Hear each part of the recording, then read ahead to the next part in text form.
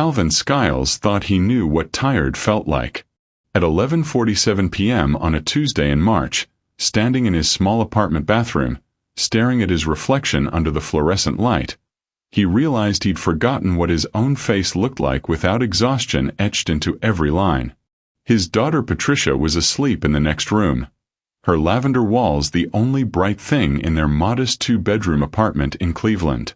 Calvin had painted those walls himself 2 years ago, back when he still had energy left after his shifts, back when he believed that working harder than everyone else would eventually mean something.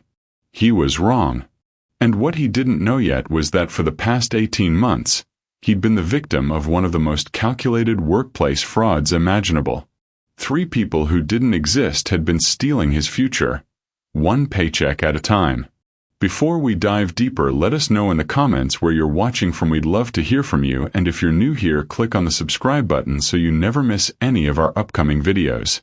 Calvin had always been the kind of man who showed up. When his wife Jean died 3 years earlier from complications during what should have been a routine surgery, leaving him with 7-year-old Patricia, he didn't have the luxury of falling apart. He couldn't afford therapy. He couldn't afford to take time off. What he could afford was to show up at Meridian Logistics every single day at 5:30 in the morning and leave sometime after 8 at night. The warehouse was a massive concrete fortress on the outskirts of Cleveland, the kind of place where the fluorescent lights never quite reached the corners and the smell of cardboard and diesel fuel became a second skin. His supervisor was a man named George Campbell, a 42-year-old with a friendly smile and a firm handshake who'd been with the company for 15 years. George had a way of making you feel seen, of patting you on the shoulder and saying things like, "I don't know what we'd do without you, Calvin," or "You're the backbone of this operation, brother." It felt good to hear those words, especially for a black man in a predominantly white workplace where compliments were rare and promotions even rarer. But over 18 months, something strange started happening. Calvin would finish projects that should have taken a team of 4 people a full week, completing them in 5 days working alone. George would praise him, tell him how impressed upper management was, how they were definitely noticing his work ethic. "Keep this up and you'll be in my seat before you know it," George would say with that warm smile. But the promotion never came. When the senior warehouse manager position opened up, Calvin applied with confidence. He had the numbers, he had the experience, he had the recommendation from George himself. The job went to a white man named Brandon who'd been with the company for 8 months and spent most of his shifts on his phone. When Calvin asked George what he could improve, George looked genuinely sympathetic. "Between you and me," George said quietly, "they're looking for someone with more education. You know how corporate is. But don't give up, man. Your time is coming." So Calvin enrolled in night classes at the community college, taking business management courses after his shifts. That meant leaving the warehouse at 8 p.m., driving straight to class until 10:30, getting home at 11, checking on Patricia who'd been with a neighbor, and collapsing into bed for 4 hours before doing it all again. His body started giving him warnings. Sharp pains in his lower back. Headaches that felt like someone was driving a nail through his temple. He ignored them because Patricia needed new shoes, the rent was increasing, and his car was making a sound that probably meant he'd need a new transmission soon. George started assigning him additional work, covering for workers who'd called in sick or taking on overflow from other departments. Calvin said yes every single time. He said yes when George asked him to handle Louise Pickett's inventory reports because Louise was out on medical leave. He said yes when George asked him to cover Madeline Warnock's shipping coordination because Madeline had a family emergency. He said yes when George asked him to take over Betty Caputo's quality control inspections because Betty was dealing with personal issues. The work kept piling up, and Calvin kept carrying it. What Calvin didn't know was that Louise Pickett didn't exist. Madeline Warnock didn't exist. Betty Caputo didn't exist. They were ghosts, phantom employees created in the payroll system by George Campbell, each one pulling in a full salary plus benefits that went directly into George's bank accounts. And The Calvin, discovery the happened hardest the way these working things man in the often do building, by accident. was doing the Alice job of Kessler, 4 the people new while chief being paid operations for one. officer at Meridian For Logistics, 18 months, was not the George kind had of been woman running who a took ghost things at payroll face scheme, value. and he'd When she chosen took over Calvin as his operations in workhorse February, because one Calvin of the never first said things she no, did was never request a complained, complete audit and of never departmental asked too many spending. questions. What she found The in the perfect warehouse victim division is made someone her who blood believes run that cold. suffering in The payroll silence is the expenses same were thing as strength. 23% higher than any comparable warehouse in their national network, but the productivity numbers didn't match. Alice started pulling individual payroll records, cross-referencing them with time clock data, security badge logs, and benefits enrollment. That's when she found them. 3 employees with spotless attendance records, full salary disbursements, but 0 benefits enrollment. No health insurance, no retirement contributions, no direct deposit into individually verified accounts. All 3 had paychecks going to accounts that traced back to George Campbell's routing number. Alice didn't go to George first. She went to the owner of the company, Marcus Whitmore, and she went to legal. The investigation took 2 weeks, and what they found was staggering. George had created 3 phantom employees over the course of 2 years, routing approximately $347,000 in fraudulent wages to himself. But that wasn't the part that made Alice's stomach turn. It was the work logs. Every single task assigned to Louise Pickett, Madeline Warnock, and Betty Caputo had been completed. Someone had been doing the job of 4 people. When she pulled up the correlation data, one name appeared over and over again in the completion records: Calvin Skiles. Alice made a decision that night. She could handle this the corporate way: fire George, press charges, issue a memo, move on. But there was a human being at the center of this fraud, a man who'd been working himself into the ground while the person he trusted most robbed him blind. That man deserved more than a memo. So she did something that her legal team advised against, but her conscience demanded. She found Calvin's address in the employee records, and on a Wednesday evening in late March, she drove to his apartment. She didn't call ahead. She knocked on his door at 7:15 p.m., and when Calvin answered, still in his warehouse uniform, confusion written across his exhausted face, she said 5 words that would change everything. "Mr. Skiles, we need to talk." Calvin stood in the doorway, staring at this white woman in an expensive suit holding a folder, and his first thought was that he was being fired. Patricia appeared behind him, peeking around his legs. Calvin gently told her to go back to her homework, and then he stepped aside and let Alice in. His apartment was small but immaculately clean, the kind of clean that comes from pride, from refusing to let circumstances define your worth. Alice didn't sit down right away. Instead, she did something that caught Calvin completely off guard. She apologized. "Mr. Skiles," Alice said, her voice steady but weighted with genuine emotion. "I'm Alice Kessler, the Chief Operations Officer at Meridian. I'm here because I owe you an apology on behalf of this company, and I'm here because you need to know the truth about what's been done to you." Calvin's confusion deepened. Alice opened the folder and began to explain. She told him about the ghost employees, about George Campbell's fraud, about the 18 months of stolen wages and manufactured workload. She showed him the documentation, the payroll records, the task logs, everything.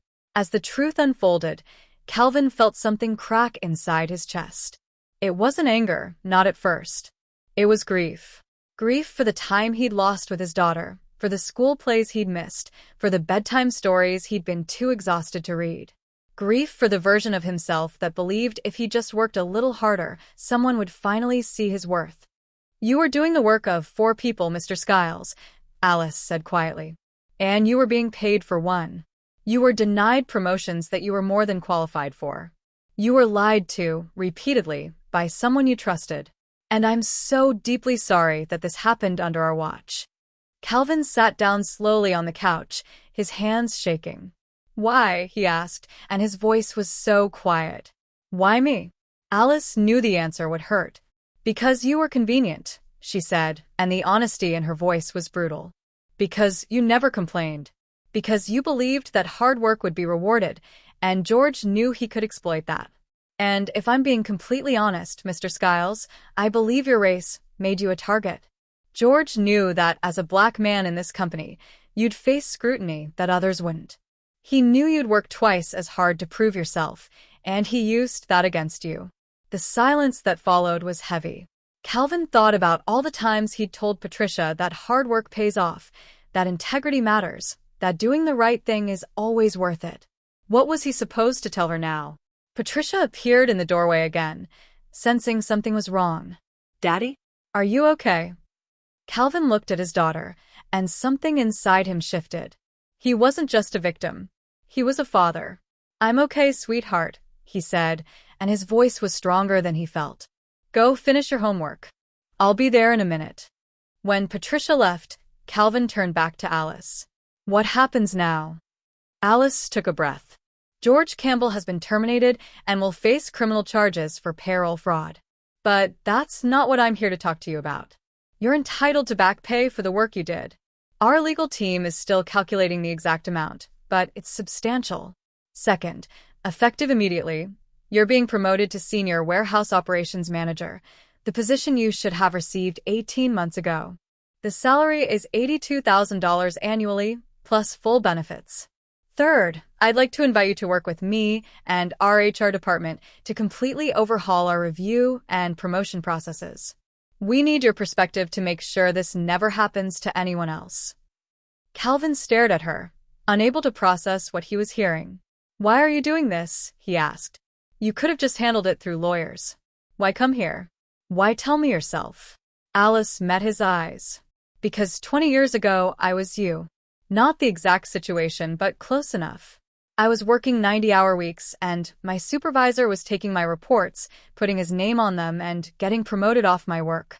When I finally found out, the company offered me a settlement and asked me to sign an NDA. No one ever apologized. No one ever acknowledged that what happened to me was wrong. I took the money because I needed it, but it broke something in me. I swore that if I ever had the power to do things differently, I would. So that's what I'm doing now.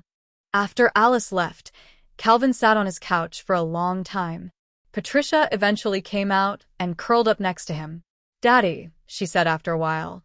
Did something bad happen? Calvin wrapped his arm around his daughter. Yeah, baby.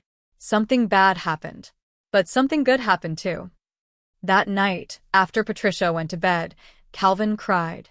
Not the silent tears he'd learned to hide, but deep sobs that felt like they were pulling poison out of his system. He cried for the time he'd lost, for the trust that had been betrayed, for the exhaustion that had become his normal. And when he was done crying, he made a decision. He was going to take the job. Not because he needed the money, though he did. He was going to take it because Patricia was watching. And he needed her to see that when someone knocks you down, you get up, you make them face what they did, and then you build something better. 6 months later, Calvin stood in front of a conference room full of warehouse workers, managers, and corporate executives, presenting the new employee review and promotion system he'd helped design. The system included mandatory reviews by multiple supervisors, transparent metrics for advancement, and a third-party audit process to prevent the kind of exploitation he'd experienced. Standing in the back of the room, Alice watched him with pride. George Campbell had been sentenced to 4 years in prison and ordered to pay full restitution. But that wasn't the victory that mattered most. The victory was watching Calvin command that room, confident and clear, no longer the invisible man doing the work of ghosts. During the presentation, Calvin said something that stuck with everyone in the room. For 18 months, I thought I was failing. I thought the reason I couldn't get ahead was because I wasn't good enough. But here's what I learned. Sometimes the story you tell yourself about why you're not succeeding is a lie that someone else wrote, and you just started believing. I was succeeding. I was doing extraordinary work. Someone else was just stealing the credit, the pay, and the recognition. And I want everyone in this room to understand that if you're working yourself into the ground and nothing is changing, it might not be you. It might be the system. And if it's the system, we have to fix it. After the meeting, several employees approached Calvin privately to thank him. One woman, Julio Barnhouse, had tears in her eyes as she told him that she'd been afraid to speak up about her own supervisor's treatment of her, but Calvin's story gave her courage. Calvin put a hand on her shoulder. You're not crazy, he told her. And you're not alone. That night, Calvin took Patricia out for dinner at a nice restaurant. "Patricia," he said as they waited for their food, "I need you to remember something. When people are kind to you, when they compliment you, watch what they do next. Words are easy. Actions tell you who people really are.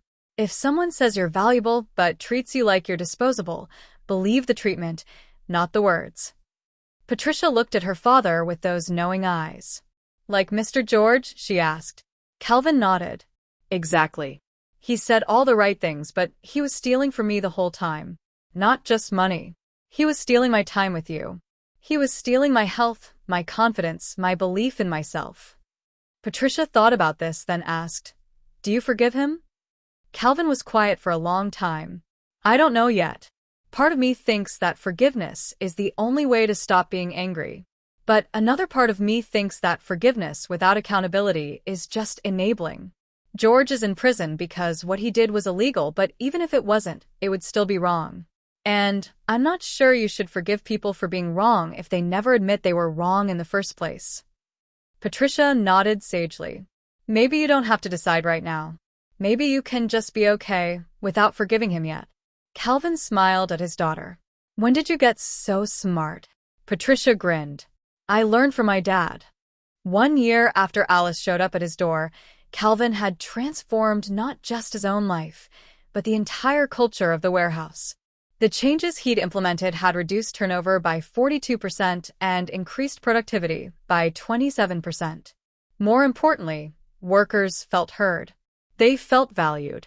They felt like they mattered. Alice and Calvin had developed a working relationship built on mutual respect, but somewhere along the way, something had shifted. It started with small things. Alice asking Calvin's opinion on company-wide policy because she genuinely valued his perspective. Calvin staying late to help Alice prepare for presentations because he wanted to see her succeed. They started having coffee together in the mornings, talking about everything from logistics strategy to their favorite books to Patricia's latest report card. Alice told Calvin about her divorce 5 years ago, about how climbing the corporate ladder had cost her her marriage. Calvin told Alice about Jean, about how losing her had felt like losing his compass. The first time Alice came over for dinner, it was under the pretense of discussing a new safety protocol. But when she arrived, Patricia had set the table for 3, and there was music playing softly in the background. Over dessert, Patricia looked at Alice with that direct gaze that children have and asked, "Do you like my dad?" Alice blushed. "I do like your dad. He's a good man." Patricia nodded. Good. "Because he's sad sometimes, even when he smiles. Maybe you could help him not be sad." Calvin started to redirect the conversation, embarrassed, but Alice reached across the table and touched his hand lightly. "I'd like to try," she said quietly. That was how it began. Not with grand gestures, but with quiet moments of recognition. Two people who'd been knocked down by different versions of the same world, finding steadiness in each other. The relationship wasn't without complications. There were whispers at work, accusations of favoritism, speculation about whether Calvin's promotion had been about merit or something else. One evening, after a particularly brutal day where he'd overheard workers making crude jokes about him and Alice, Calvin came home exhausted and defeated. Alice was already there, having picked up Patricia from school. She took one look at Calvin's face and knew. "Talk to me," she said. Calvin sank into the couch. "I'm tired, Alice. I'm tired of being the story people tell about affirmative action or diversity hires. I'm tired of proving that I deserve to be here. I'm tired of feeling like I have to be perfect just to be considered equal." Alice sat next to him. "You shouldn't have to prove anything to anyone. And the fact that you do, that's not about you. That's about a system that's comfortable with injustice as long as the right people benefit from it." Calvin looked at her and let himself be vulnerable. "What if they're right, though? What if the only reason I got this job is because you felt guilty?" Alice's response was immediate. "Stop it. You're giving George Campbell power he doesn't deserve. He convinced you that you weren't good enough, and even now, you're still carrying his voice in your head. Calvin, I've been in this industry for 20 years. You are one of the most naturally gifted leaders I've ever encountered. You didn't get that job because I felt guilty. You got it because you'd already been doing it for 18 months without pay or recognition. I just made sure you were finally compensated for it. Calvin leaned his head back, feeling the weight of Alice's words settle into the places where doubt had lived. Thank you for seeing me, for believing in me when I couldn't believe in myself. 2 years after the ghost payroll scheme was uncovered, Calvin and Alice stood together at a company town hall, announcing a new national initiative to audit payroll systems across all Meridian Logistics locations. The initiative, called the Skiles Transparency Protocol, had become a model for other companies. Calvin had been asked to speak at industry conferences to share his story. He'd said no at first, but Patricia, now 10, had told him something that changed his mind. Daddy, if you don't tell your story, who's going to believe the next person it happens to? So he told it. Over and over, to audiences large and small. And every time, other people would approach him afterward with their own versions. Different details, same pain. Calvin's transformation from victim to advocate hadn't erased the past. He still had days where the exhaustion caught up with him, where the memories made his back ache. But he'd learned to recognize those whispers of doubt for what they were, lies told by someone who needed him to be small so they could feel big. And he'd learned something else too. Justice isn't a destination. It's a practice. Every day he chose to show up as his full self, to demand respect not just for himself, but for everyone who worked under him. That was justice. Every time he sat with Patricia and talked to her about her worth, that was justice. And every time he looked at Alice and felt grateful for second chances, for the possibility of love after loss, that was justice too. On the 3rd anniversary of Alice's visit to his apartment, Calvin and Patricia moved into a house.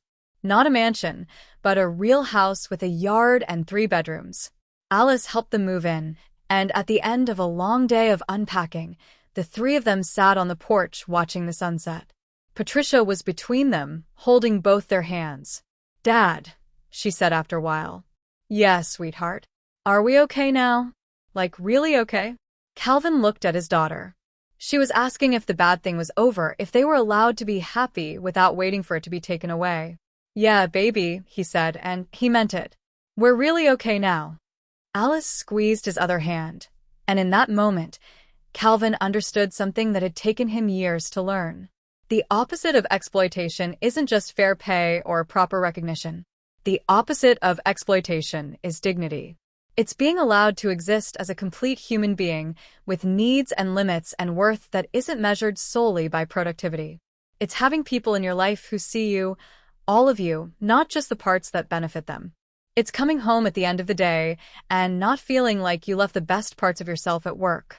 Here's what I want you to think about as we close this story. How many people are working right now doing the job of multiple people while being denied the recognition they deserve? How many are being targeted because of their race, their gender, their desperation, their willingness to believe that suffering in silence is the same as strength? The ghost payroll scheme that George Campbell ran was illegal, and he was caught and punished. But what about all the legal ways we exploit workers? What about the companies that demand salaried employees work 70-hour weeks with no overtime?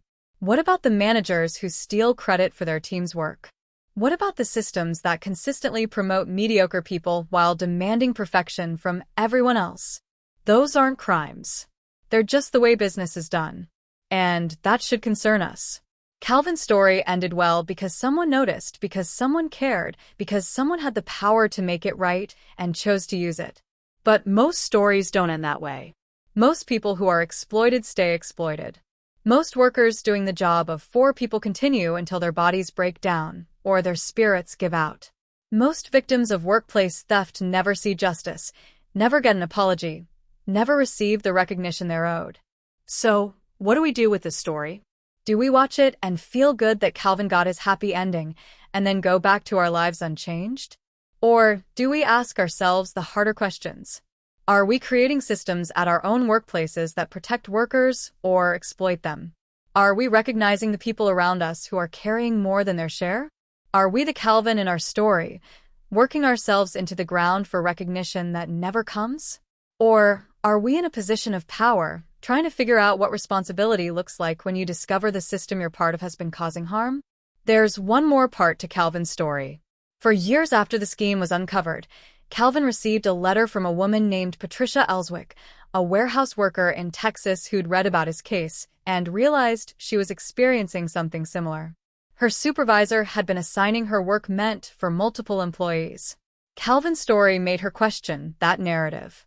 She contacted her company's ethics hotline, an audit was conducted, and they discovered her supervisor had been taking credit for her work and receiving bonuses based on her productivity. When Patricia Ellswick wrote to Calvin, she said, "Thank you for being brave enough to tell your story.